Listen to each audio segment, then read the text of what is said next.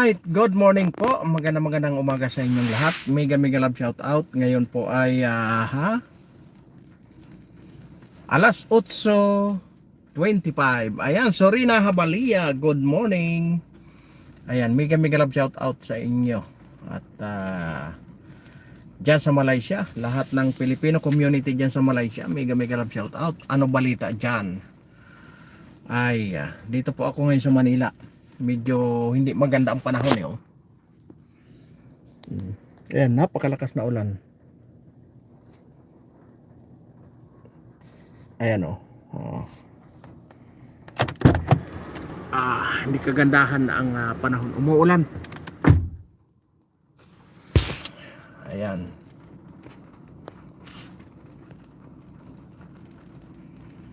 Ayan, thank you sa iyong pag-like. Ayan, mega love shout out. Ayan, sa lahat ng ating mga solid dyan na subscriber, good morning po. At mega love shout out kay Mami Mercy Kalunod, kay Audrey Nicole, at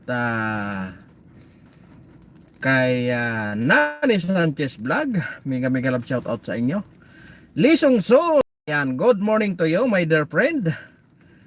Mega love shout out at welcome sa Boss DTV. Like, share and share. Good people, shout out sa lahat. Sabi ni Sorina Habalia, ayan, mega love shout out po sa lahat. At kay Ji Chang Wok, ayan, mega love shout out. Kay Ma'am Analisa ng Malaysia, ayan, mega love shout out. Maisog Malaysia, ayan, kay Ma'am Analisa, ayan, mega love shout out sa inyong lahat. Kay Kagawad Antonihan ng Maguindanao, mega love shout out po. At kay Ma'am Rosalina, mega love shout out. At siyempre kay Paul Busit Donisa Official mega love shout out po sa inyong lahat. Ayan. At siyempre sa lahat ng ating mga solid na subscriber, Luzon, Visayas at Mindanao, at sa buong mundo, sa lahat ng naaabot ng like na ito, mega love shout out po. Mapagpalang umaga po sa inyong lahat. Alright,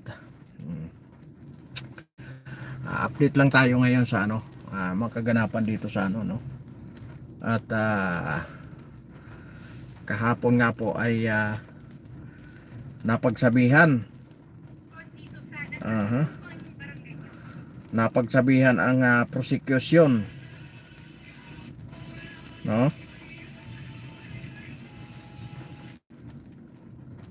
Ayan, ipanood ko sa inyo yung gawa ng ay, ito. Ayan kung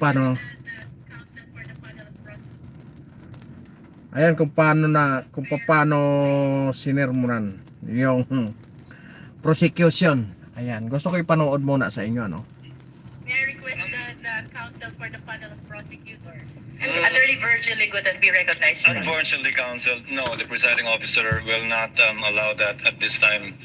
The presiding officer takes in advisement the manifestation of the counsel, the lead counsel for the respondent, because quite frankly, Honorable Luistro, I asked the clerk of court to monitor the public statements of the counsels of the parties this past week. And one side has been crossing the line many times. And in fact, the presiding officer is already in the process of drafting a ruling and a warning and an order pertaining to this. Because clearly, I can even name all of you who have been commenting on social media in violation of Rule 18 of the impeachment rules. But I will do that on Monday, perhaps, after taking advisement, the manifestation, the counsel for respondent.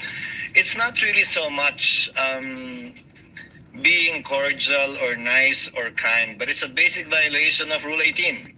I already talked to the parties 2 weeks ago, reminding you that you might want to consider appointing spokespersons who are not part of the panel of prosecutors nor a private prosecutor, but you insist on maintaining that.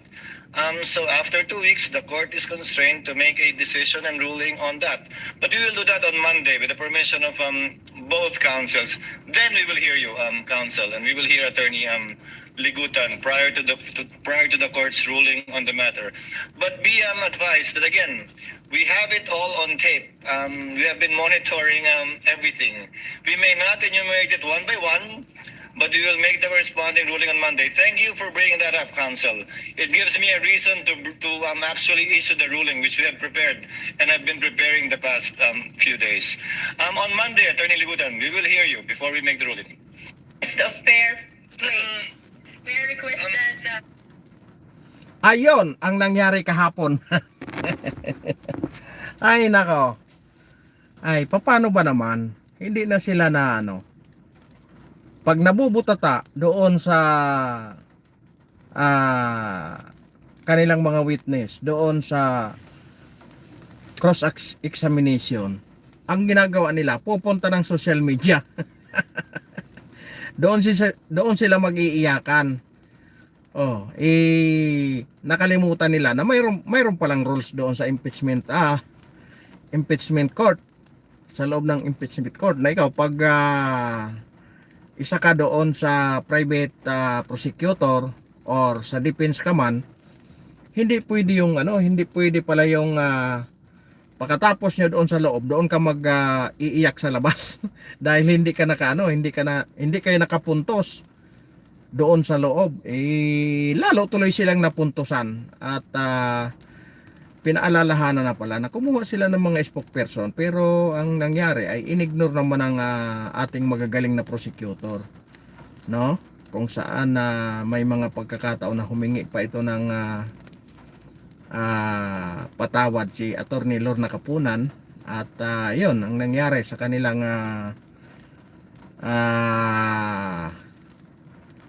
hirit. Gusto pa sanang humirit ni Attorney Kapunan. Ang nangyari, binutata na sila ni Senator Escudero. Kasi nga, may ruling nga naman. Tapos ang mangyayari, doon ka mag-iiyak sa labas, sa social media. Nagpo-post ka pa. Isa ka doon sa prosecution.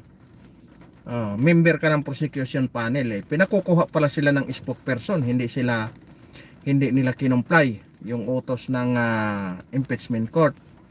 Ngayon dinadali sila. Ay nako.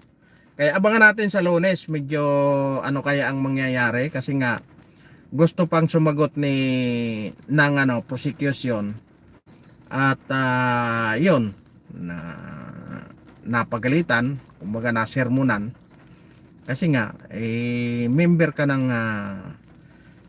ng panel diyan sa loob ng impeachment court, tapos mag-iiyak ka doon sa labas, nilalabas mo yung mga dapat na hindi ilabas pagdating doon sa hinahawakan yung mga kaso, o di nadali kayo ngayon.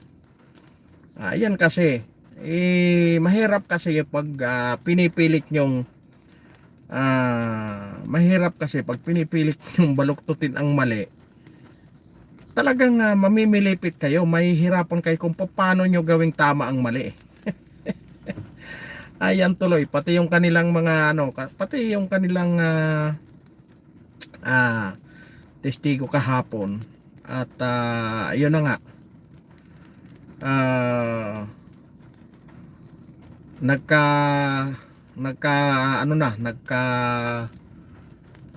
lubid-lubid na yung kanilang mga testimonya. Hindi na talaga. Ang gusto nilang palabasin na ang gustong palabasin kasi ng prosecution ay itong confidential fund ginamit ng Vice President doon sa pamigay ng tupad doon sa kanilang mga pagkain. Sa lahat gusto nilang palabasin na doon kinuha sa confidential fund. Hindi naman pala nangyari, kasi nga ayon doon sa nakalagay doon sa pinasa ng OBP doon sa hindi naman galing doon. Gusto pa sanang pilipitin. Gusto pa sanang pilipitin yung istorya. Di si Chis Escudero na ang nagtanong. di sablay-sablay sila. Ngayon parinig ko ulit sa inyo. Hanapin natin yung Prosecutors. Attorney Virgil. hanapin ulit natin yung yung Prosecutors.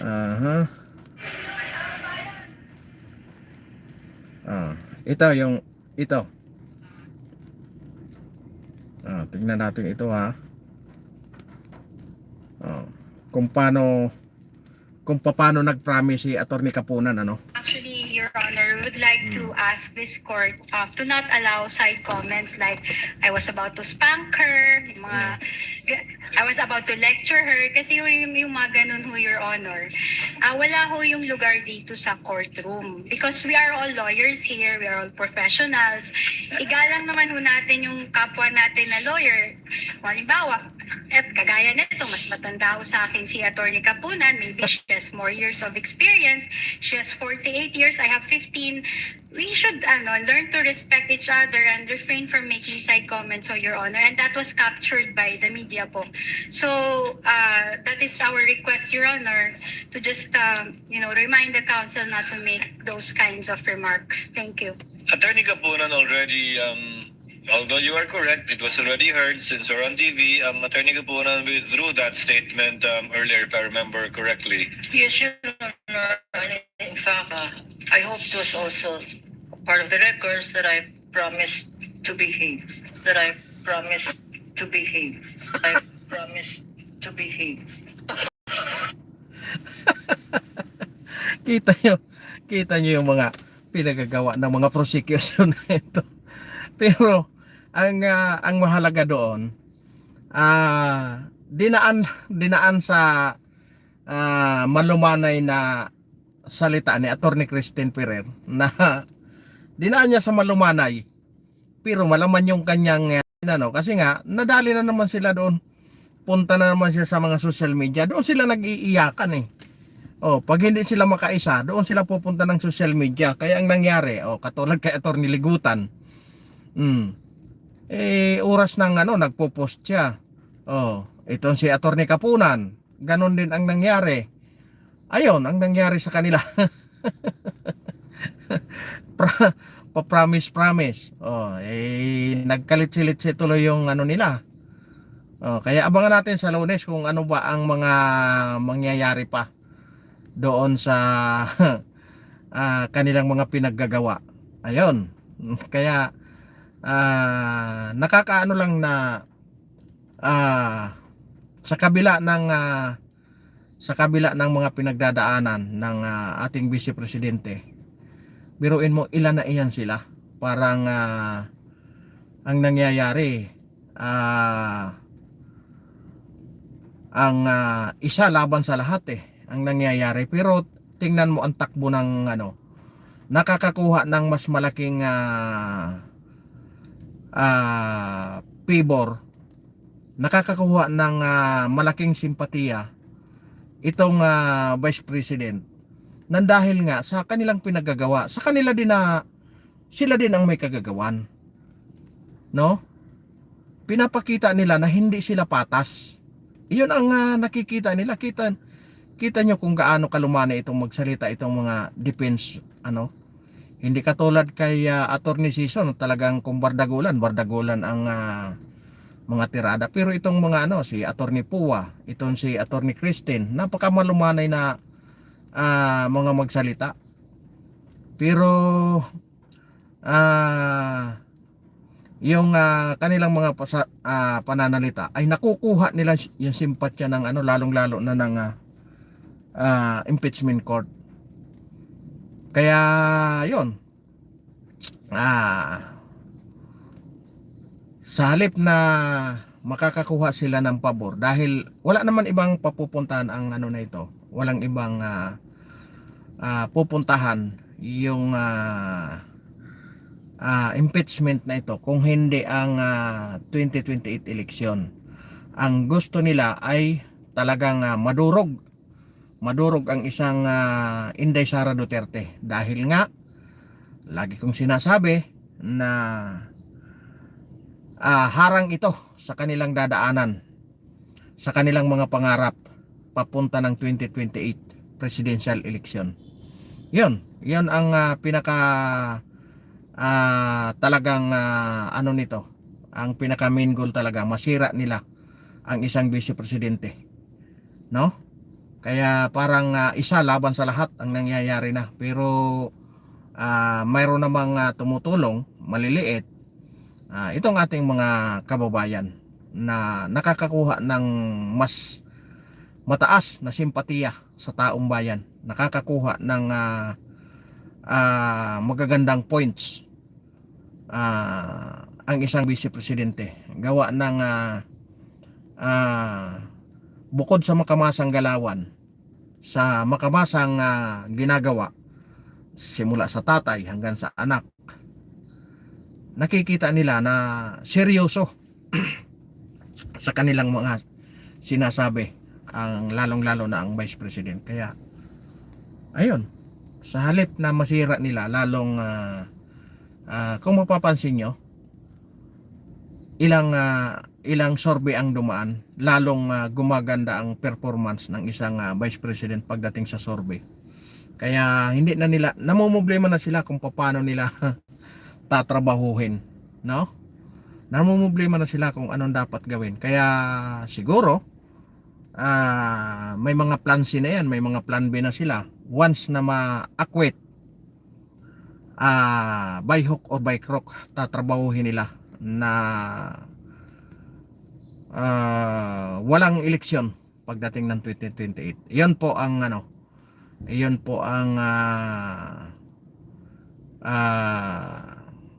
kanilang last option. Ayan, Antonio Ong, magandang umaga po. Good morning po kay Boss Antonio Ong, no? Kasi baka nga itong ano na ito, itong barangay eleksyon, magandang umaga po kay Antonio Ong. Ayan, mega love shout out po. Baka nga itong ano na ito, baka nga itong barangay iski eleksyon, sukatan ito kung paano nila gagawin ang walang eleksyon sa 2028. Pag nagtagumpay itong pag nagtagumpay itong Noel sa sangguniang pambarangay, baka isa ito na gawin nilang paraan. Kasi nga sa takbo ng impeachment na ito, lalong napaghahalata ng tao na talagang puro lang kwento. Kasi nga ito palang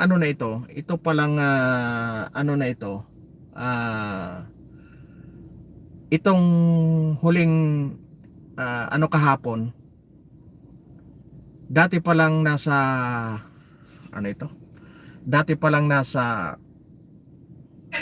Intel ba ito? Hanapin ko yung Prosecutors. Attorney Virgil.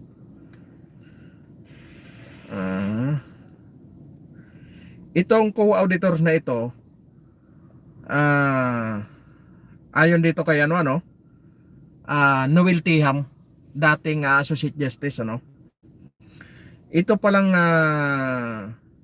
co-auditor are former CIA, KGB and M15 operatives. Then they are expert in surveillance, information, intelligence gathering, and espionage.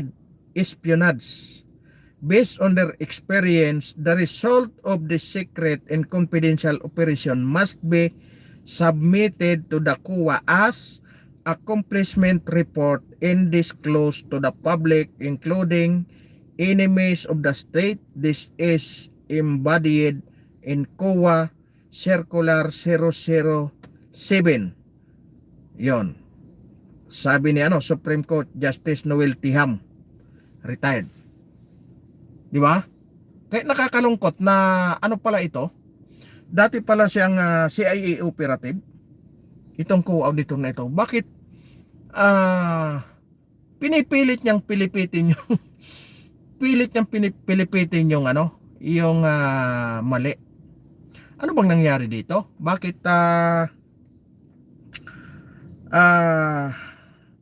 takot ba siya? na samantalang ang COA po ay hindi pwedeng diktahan ni man. Tapos pagdating dito, pinipilit nilang gustong pilipitin yung gusto nilang pilipitin yung kanilang mga statement. Gusto nilang baluktutin yung kanilang mga pahayag pagdating doon sa COA audit report ng confidential fund, na maliwanag naman na dahil confidential nga, hindi mo pwedeng i-disclose, hindi mo pwedeng ihayag, hindi mo pwedeng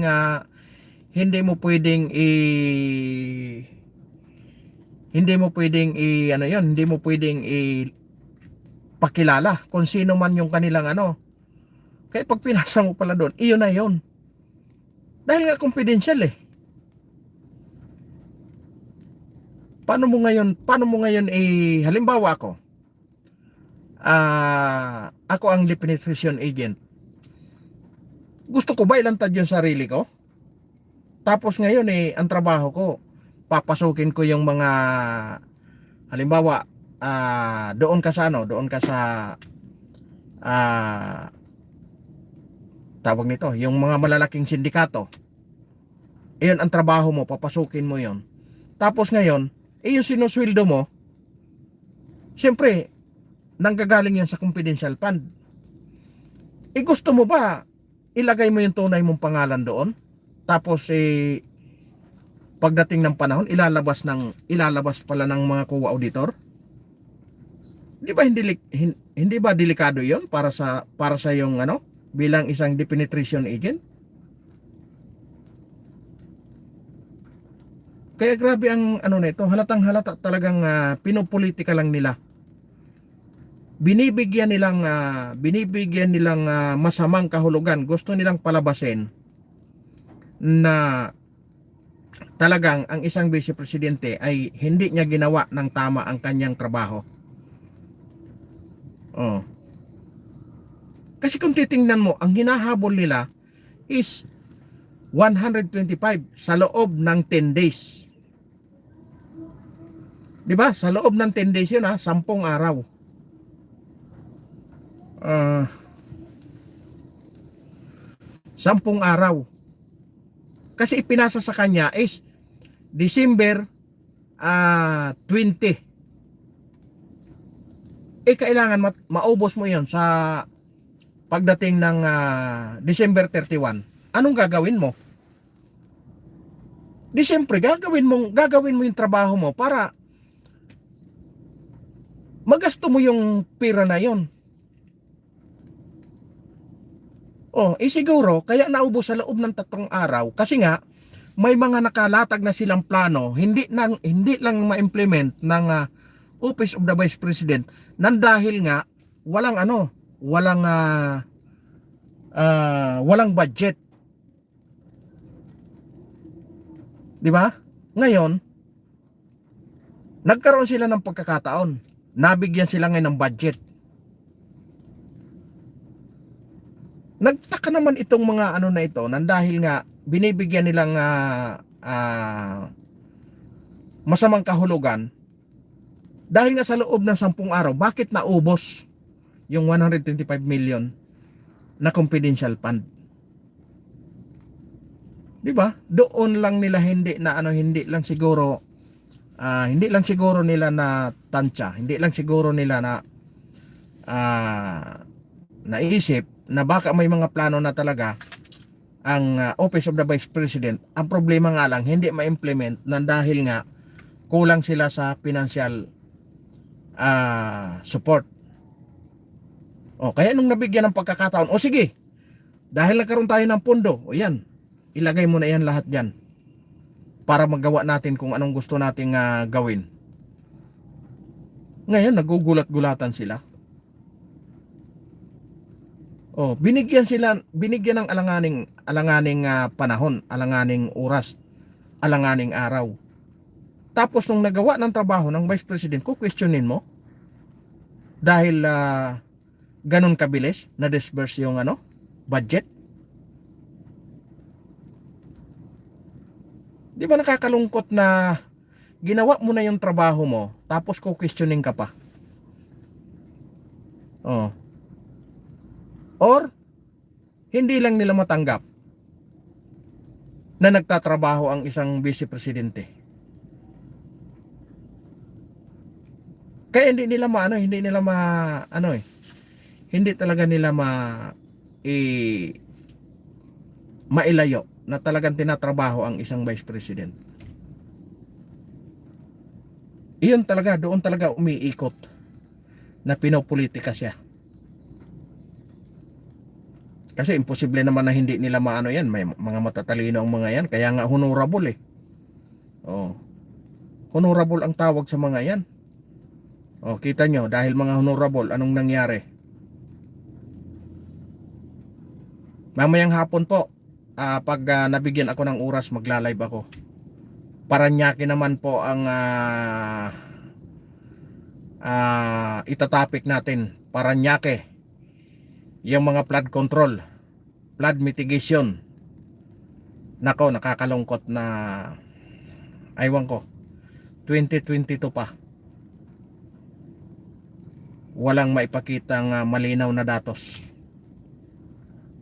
Walang maipakitang pero may mga may mga project ID. No? Hindi makita kung pinunduhan ba or pinunduhan pero walang pinunduhan pero walang walang nakalagay kung sino ang gumawa at kung tapos na ba o hindi pa. Yon, abang nyo yun mamayang hapon pag nagkaroon tayo ng oras ha. Ngayon lang tayo kasi nga nandito kami sa Manila, maaga kami. Yon, kaya habang nag-aantay ako ay makikipag kumustahan ako sa inyo, no?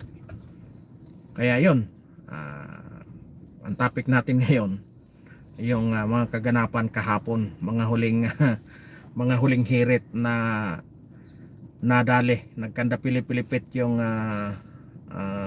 prosecution natin. Isipin mo, kaya ngayon ang nangyayari, lahat ng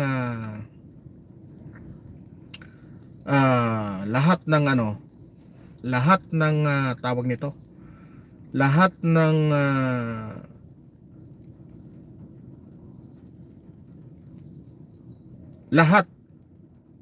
mga politiko na pumupuna sa administrasyon na ito, kino-consider nila na mga maka-Duterte. Katulad kay Congressman Igay Irice. Si Congressman Igay Irice po, kahit kailan hindi naging PDP laban po yan. Palagi pong oposisyon yan. Naging administrasyon lang po yan nung panahon ni Gloria Arroyo.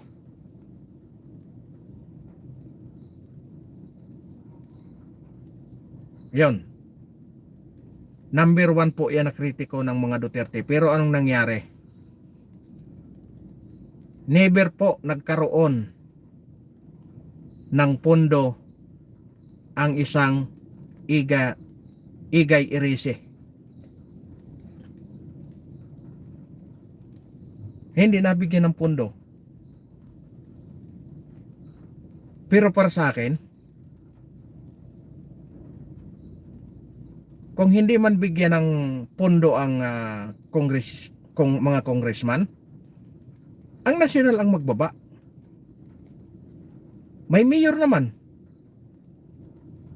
Kasi ang congressman talaga, ang trabaho lang talaga nila ay magbalangkas ng batas.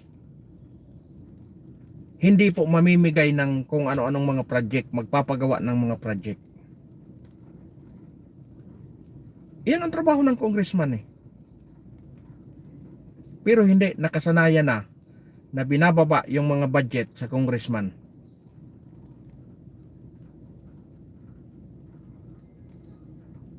Pero ang isang Edgar Erice, dahil nga pinupuna nga yung maling gawain ng ah, administrasyon, ayun, napagkamala ang mga Duterte. Kawawa yung kanilang yung kanyang nasasakupan, yung kanyang mga constituent. Nagdudusa. At anong sabi daw sa kanya ni DPWH Secretary? Sundin niya lang ang administrasyon, magkakaroon siya ng pondo. O di anong gawin? Di parang ang nangyayari ay gustong hawakan sa liig lahat. At ngayon, nanganganib din ang isang Bongo at saka isang Robin Padilla, dahil nga kumanta na si Bunuan na humingi ng insersyon. At kalaunan sinagot naman ng dalawang senador na namamalimos na nga lang sila dahil hindi sila binibigyan ng budget. Nagkaroon pa sila ng insertion. O, di ba? O, di nakakatuwa. Napakabilis. Pag hindi ka kaalyado, napakabilis ng hostisya. Pero pag kaalyado ka, katulad ni Congressman Martin Romualdez, basta nandyan lang. Susunod kami sa admin ni BBM. Tutulad kami sa kanyang adik. Ayon kay Aimee. Mega mag-love shout out. Boss Ronnie Medina. Aray ko. Sinabi naman talaga yan ng dating PNP chief. Okay lang daw ang gamit ng droga. Kasi nga hindi nakakatulog, nagagawa mo yung dapat mong trabahuhin. 'Di ba? Okay lang daw. Sabi yun ng Chief PNP pahayag yun ng Chief PNP. Okay lang daw. Ay nako. Kung ang susundan natin ang sinabi ng kanyang ate, ay talagang sabi ng ate, talagang adik ang kanyang kapatid. Ngayon, sino bang paniniwalaan natin? Kapatid na mismo ang nagsabi. Alam nga naman, magsinungaling yung kanyang kapatid.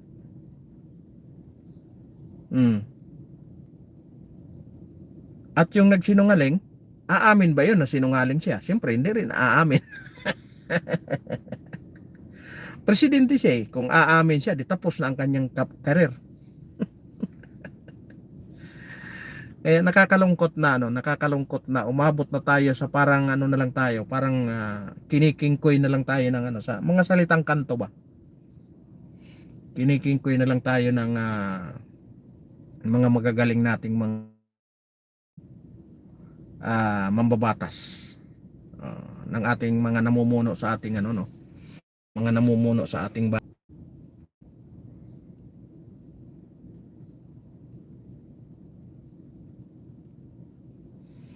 siguro sabi ng mga namumuno sa atin kahit anong gawin nila, magburbaliktad man kayo dyan ng karireklamo, wala kayong magagawa. Kami ang makapangyarihan sa lahat. Nasa amin ang kapangyarihan. Isang sinyas ko lang, tapos kayo. Di ba? Kaya may isang pumapalag na yung isa, pinagtutulong-tulungan ngayon.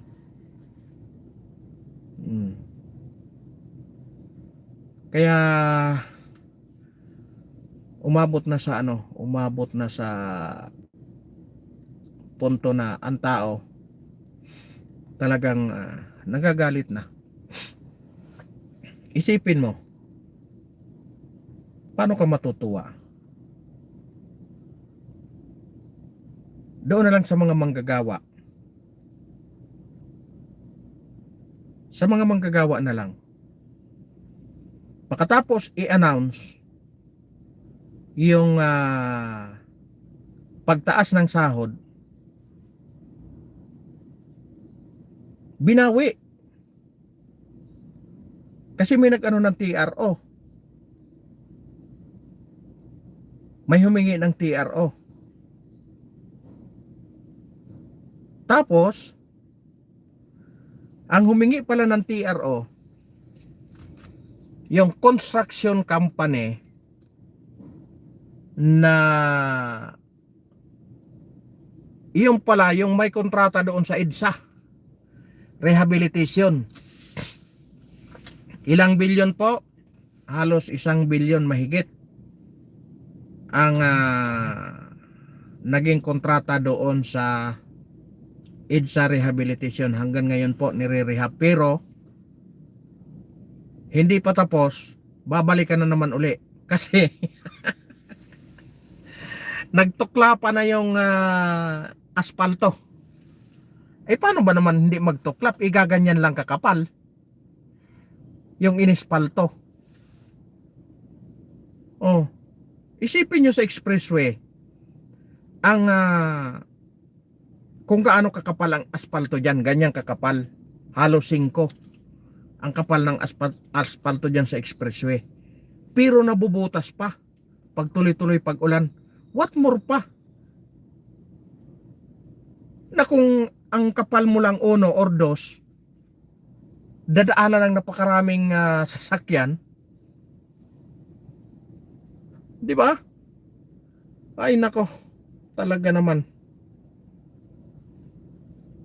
Tapos yung ating magaling na DPWH secretary nandoon sa Davao, hinahanap niya yung ano doon. Doon siya nagmumura. Dito hindi siya makamura dito. Oh, alam niyo si Vince Dizon, napakagaling niya nung panahon ni administrasyon ni Pangulong Duterte. Nasa BCDE po yan eh.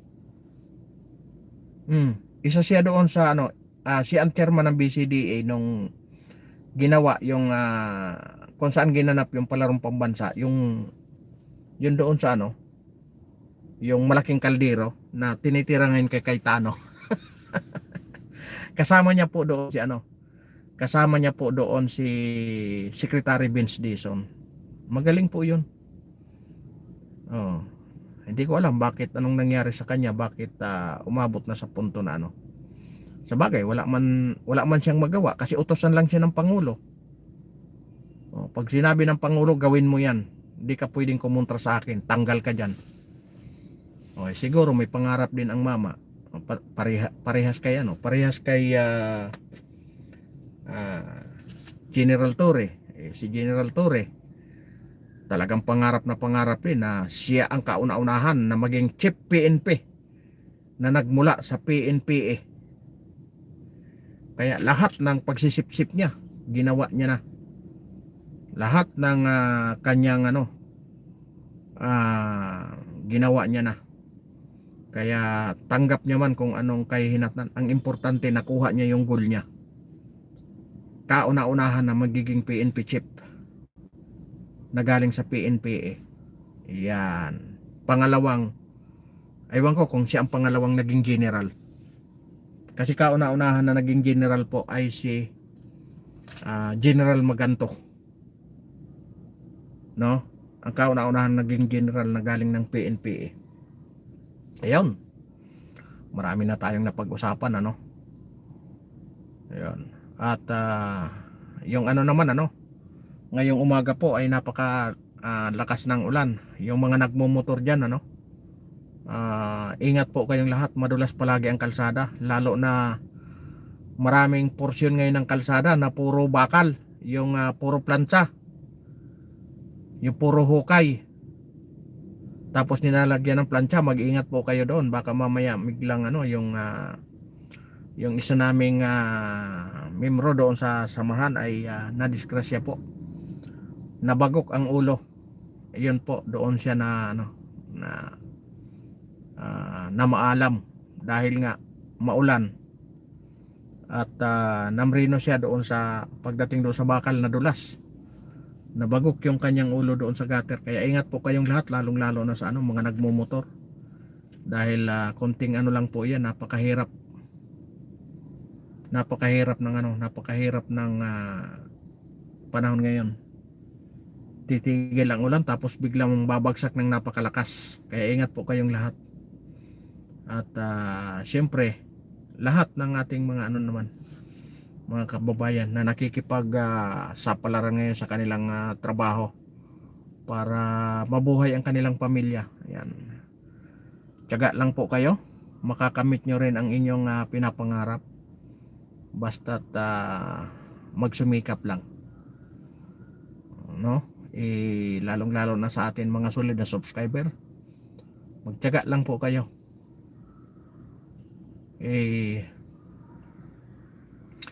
Aabot din po kayo sa inyong aabutin nyo rin ang inyong pangarap basta kayo po ay magtiyaga at magsumikap, no?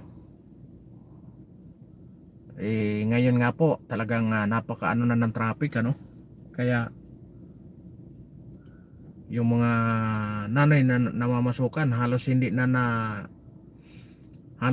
namamalayan ang kanilang mga anak, halos hindi na namomonitor dahil siyempre kung halimbawa sa Novaliches ka nakatira tapos ang trabaho mo sa Manila, gaano ka tagal ang biyahe mo? 1 hanggang 2 oras ang biyahe mo, Manila to Novaliches, dahil napaka-traffic po ang panahon ngayon. Kung ang trabaho mo ay 8 to 5, anong oras ka aalis sa inyo? Dapat umalis ka ng 6:00 para hindi ka malate. Yung 6:00 po, yung mga anak mo tulog pa yan, or nagpe-prepare na rin para pumasok sa eskwela. Tapos uuwi ka ng 5:00, makakarating ka ng 7:00, pagod ka na, magluluto ka pa, kasi kung maliliit pa yung inyong mga anak, ipagluluto mo pa, hindi mo na namomonitor kung ano na ba ang nangyayari sa kanilang pag-aaral, kung nababarkada na ba sa hindi magandang barkada. Di mo na namomonitor kasi limit na yung oras mo. Nagmamadali ka ng magluto, pakaluto, kakain, matutulog na kasi pagod ka na, iniisip mo yung kinabukasan, kung paano mo na naman ma-survive yung iyong trabaho. Kaya grabe ang ngayon ng gobyerno na dapat na i-prioridad. Yun nga lang, iba ang pina-priority ngayon ng gobyerno ng namumuno sa atin. Yan ang malungkot na katotohanan dyan. Iba ang priority. Ang priority nila ay yung kalaban nila pagdating ng 2028. Nalimutan na po tayo. Basta nagbaba lang sila ng ayuda, ayos na yun. Malaking tulong na yun para sa kanila. Kaya nakakalungkot na walang matibay na walang matibay na programa ang ating pamahalaan. Puro na lang ayuda ang nasa isip, no? Kaya walang iba, kung may dumating na ayuda, tanggapin nyo na lang at magsumikap kayo. Yamanin nyo anuman ang inyong natatanggap, lalong-lalo na ang inyong sahod, talagang hawakan yung mahigpit, budgetin nyo ng maayos, nang sa ganun mapatapos nyo ng maayos inyong mga anak. Pag nakatapos ang inyong mga anak, makakakita ng hindi magandang trabaho, hindi na pagdaanan kung anong pinagdaanan yung hirap, yun na yun, panalo na kayo doon. Yung mapagtapos nyo yung inyong anak, di ba? Tapos makakuha ng magandang trabaho, hindi na mapagdaanan kung anong pinagdaanan nyo, magandang na yun. Kumbaga, nakikita mo na yung liwanag ng iyong pinaghirapan. Di ba? Kahit gaano kayo naghirap, kung nakikita nyong anak nyo na nakapagtapos, makapasok sa magandang trabaho, na hindi napagdaanan yung inyong hirap na pinagdadaanan, isang ano na yun, isang privilege na yun para sa isang magulang na ano, isang privilege na yan para sa isang magulang na nagsumikap, no? Na makita niya yung anak niya na nakapagtrabaho sa magandang trabaho, hindi na pinagdaanan kung anong pinagdaanan mo, hindi na naghirap kung gaanong hirap na pinagdaanan mo. Yun, privilege na yun para sa ano, isang magulang na makatanggap yung anak niya ng ano, baga ano na yun, trophy mo na yun, no? Ibig sabihin, dahil ka nagsumikap para sa anak mo, tapos pag nakita mong maganda yung trabaho ng anak mo dahil nakapagtapos, dahil din sa yung pagsisikap, magandang ano na yun, magandang magandang bukas na yan para sa iyo. Kumbaga, magiging proud ka na sa sarili mo kasi nakita mo na kung anong pinagpaguran mo, no? Napatapos mo yung iyong anak. Kaya yung mga anak naman, kahit hindi man humingi, balikan nyo naman ang sukli. Kahit konting kaligayahan lang, di ba? Alam nyo naman ang mga lalong-lalo na yung may mga edad na, konting bagay lang, napakasaya na para sa kanila, no? Parang bata din lang na ano, mabigyan mo lang ng kindi ay tuwan-tuwa na. Di ba? Huwag na kayong ano, umasa sa ano, pamalaan kung ano man ang inyong ano ngayon, pagyamanin nyo na.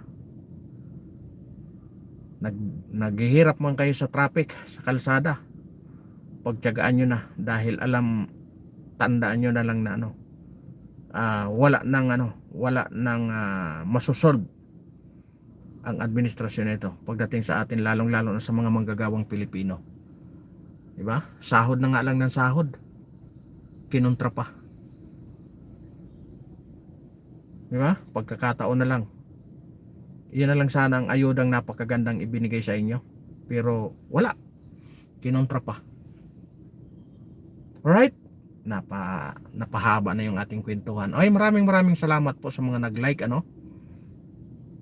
Sa lahat po ng naki-join sa live na ito ngayong umaga, maraming salamat po. Pag nagkaroon pa ako ng pagkakataon mamayang hapon, magla-live ako. Ipakita ko sa inyo yung mga ilalatag ko sa inyo yung mga datos ng mga flood control project ng Parañaque naman. Kasi po ang nangyari, ano, naging parang naging dam site yung Parañaque itong nagdaang araw nang dahil sa napakakapal na basura. Yan.